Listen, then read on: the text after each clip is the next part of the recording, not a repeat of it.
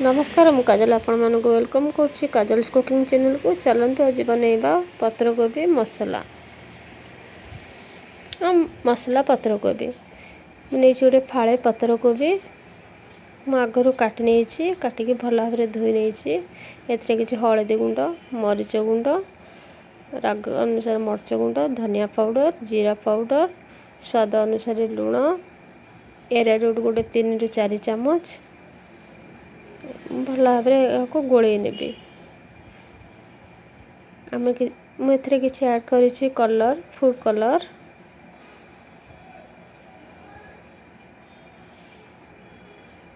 टिके पकई मैंने अल्प किसी पकईवा माने पागड़ा गोटे अठाड़िया पाग है पर्यंत माने जिते आम गोल गोल हो एरारूट पाउडर पकईवा ना मारे बेसन यूज करनी 1 चामच बेसन कले यूज कले भी हम अल्प अल्प पानी पकईका मु गोले नेबी। देखु पूरा गोले नेली भल भाव लगी सारी एथर आम गोल करवा।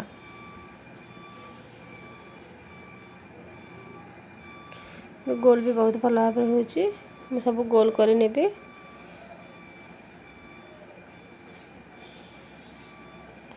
तेल मु आगरू बसई नहीं गरम हो साराणी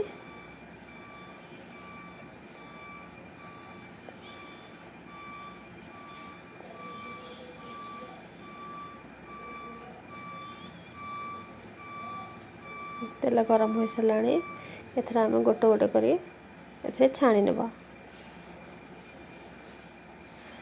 किछि राशि गोले राशि गोलेले हम तार बासना टी भल आसो आउ जदि गोलेबा नहीं तापर किसी असुविधा नहीं भल लगे।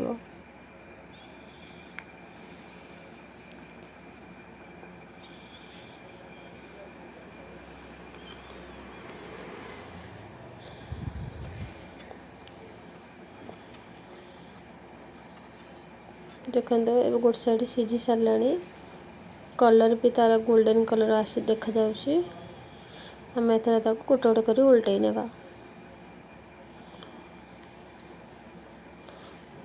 आपण मैंने भी घरे थारे ट्राई करंतु और जदि भल लगे please like subscribe and share कर देबे।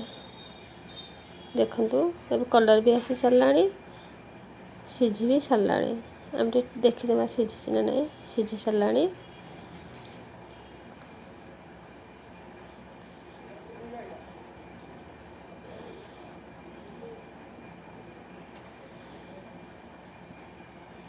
लो फ्लेम रे जगह छाणुची हाई फ्लेम रे छाणले पत्रकोबीटा पोड़ीज आमर मसलाटा पिता लगे पत्रकोबीटा पोड़गले तो टेस्ट लगे ना। एथर आम आपको बाहर करने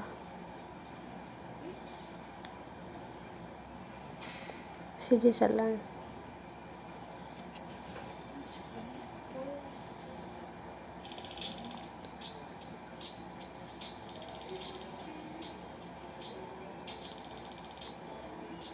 गोटे कड़ई बसैबी से किसी तेल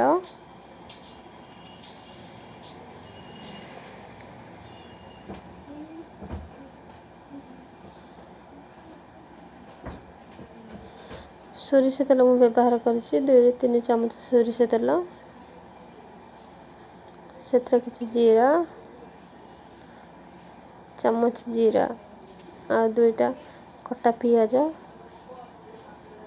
आपको भल भाव भाजी नवा हल्का भाव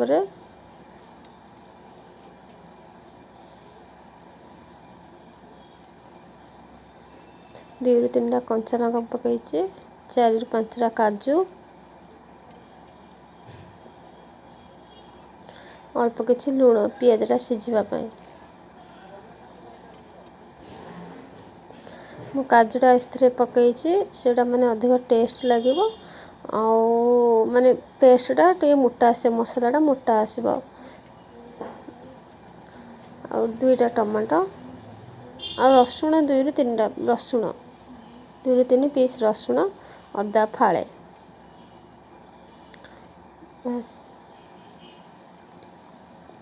मोर आगरू पेस्ट थिला मुझे पेस्ट व्यवहार करनी आपण मैंने जब पेस्ट नथिबो 3 ରୁ 4टा रसुण छोट अदा खंडे बाटी नेबे पकईकि भाजिबे तापर बाटी नेबे। हमर पेस्टटा बहुत भल लागिबो आउ टेस्ट भी लागिबो, कंचा स्मेल आसीबो नहीं, पेस्टटा मोटा आसीबो।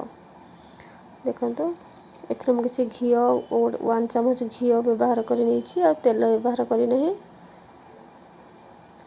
पेस्ट हमर हे सारी माको भाजी नेबे,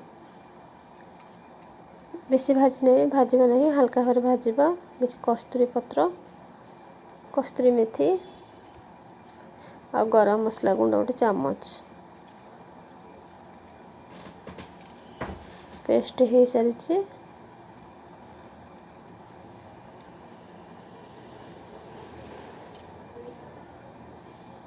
गोटे गोटे करके मु आगे पत्र कोबी जो छाणी रखी ताको आम मिसेबा।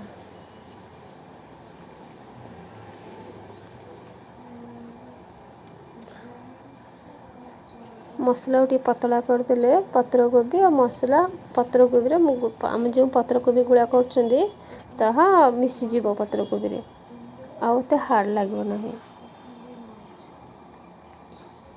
लो फ्लेम रे बसई नहीं 5 ରୁ 6 मिनट बसईबा लो फ्लेम रे। मोर पत्र कोबी पूरा ही मसला हो सारी। देखंतु मैं प्लेट को बाहर करनौ। बहुत टेस्टी लगे, बहुत स्वाद लगे, भल स्मेल भी आसे।